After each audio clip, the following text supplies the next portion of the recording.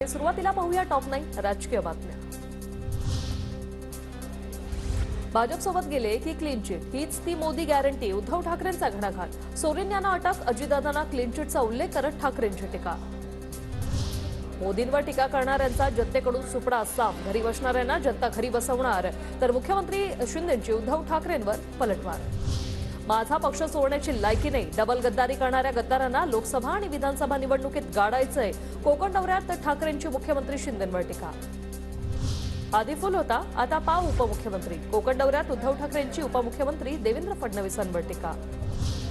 ठाकरे गटाला धक्का, दापोलीचे माजी आमदार सूर्यकांत दळवींचा भाजपामध्ये प्रवेश, आमदारकी गेल्यानंतर कचऱ्याच्या टोपलीत टाकले। सूर्यकांत दळवींची उद्धव ठाकरेंवर टीका।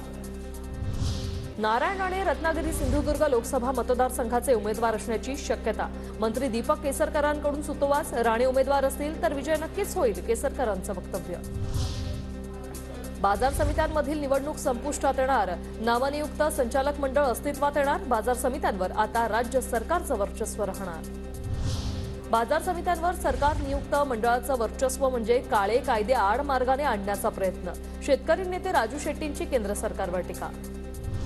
राज्यसभेची निवडणूक बिनविरोध होणार, सूत्रांची माहिती। 6 जागांसाठी होणाऱ्या राज्यसभेच्या निवडणुकीत ठाकरे गट आणि शरद पवार गट उमेदवार न देण्याची शक्यता।